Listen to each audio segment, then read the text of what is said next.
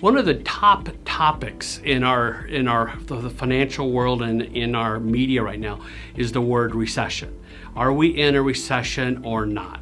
And then the media is talking about what happens to housing during the recession. They're telling us that housing's going to crash. The recession's going to destroy the housing market. Well, will it? Or is this misinformation from the media? I mean, when we start talking about recession, we've currently met the textbook definition of a recession, where we've had 2 consecutive quarters of negative GDP growth. But then you look at the job market, our unemployment rate's 3.5% as of July. And that's not a recessionary number. I mean, the job market is as hot as our real estate market has been for much of the last 2 years. But I thought this was incredibly intriguing what Fed Chairman Powell said on August 25th. He used this one word to describe what it's going to take to bring inflation down. That word is pain. He said it's going to cause pain for households, it's going to cause pain for businesses. And I believe the word pain is a code word for recession.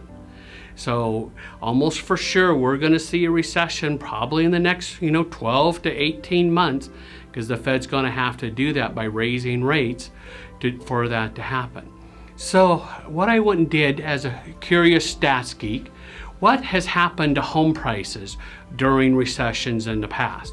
And so I'm going to show you a chart, here of what happens to home prices during recessions. This one shows you the dark shaded lines are the every time period there's been a recession, and then the white line shows you what home prices have done. And this data is from the S&P Case-Shiller 500 index going back to 1960. So let's take a look at what happened to home prices during each and every recession. Now this goes back to 1960. And back in 1960, when we had a recession, home prices did drop a little bit. But then you're going to see, 1970, home prices rose. 1974, 75, home prices rose. 1979, home prices rose. 81, home prices rose. 1990, home prices rose. 2000, home prices rose. The only time really home prices have dropped was beginning of the Great Recession, because housing led us into that recession. And so I was a little surprised by this, that home prices continued to rise during a recession here nationally. Now I'm going to show you another chart. This one's using a little different data. It's coming from CoreLogic. And so this one just goes back to 1980. And the dark shaded part is the Denver numbers of what home prices in Denver have done during 4 out of the last 5 recessions. This chart doesn't include the COVID recession because it was only 2 months long.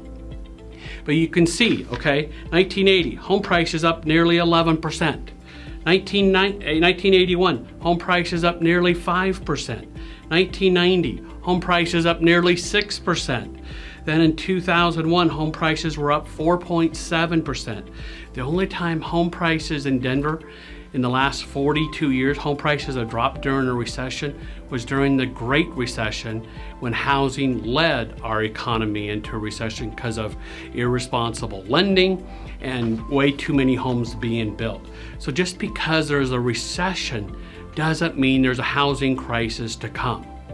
And so personally, I'm going to take the odds. If I was going to be a betting man or woman, I'm going to take the 4 out of the 5 odds and bet that home prices in Denver will not drop during the next recession.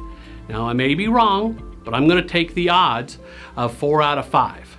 If you want, you can choose the 1 out of 5, but I'm going to choose the 4 out of 5.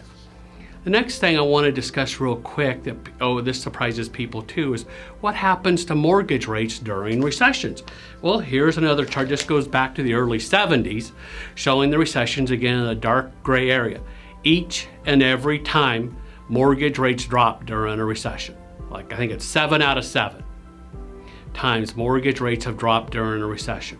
So I'm going to take my odds there too, that whenever we do have the next recession, home prices are going to drop, or mortgage rates are going to drop during the next recession. So you may be thinking to yourself, maybe I'll wait to buy a home until mortgage rates drop. Well, do you remember the first 2 slides I showed you? Home prices are going to continue to rise. So why not buy your new home today when it's cheaper then when the recession happens, refinance to a lower rate to get a lower payment. That way you get both a lower home price and a lower rate, hopefully in the near future. So it's the best of both worlds. I sort of call it, marry the home, but date the rate. Be committed to the home and marry the home, buy the home, but you're going to be dating the rate of where you may have your first mortgage, maybe just a year, 2, 3 years, something like that. And then later you'll be able to get a lower rate and lower payment, hopefully. And so I hope you've found this video, empowering and insightful for you. Please feel free to share it with others. And if you want to learn more, I've created a short 20-minute presentation on Zoom that I can send to you.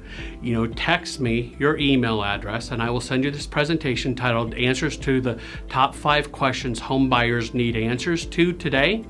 So my number you can text me at is 303-881-6374. Thanks a lot, and be sure to share this.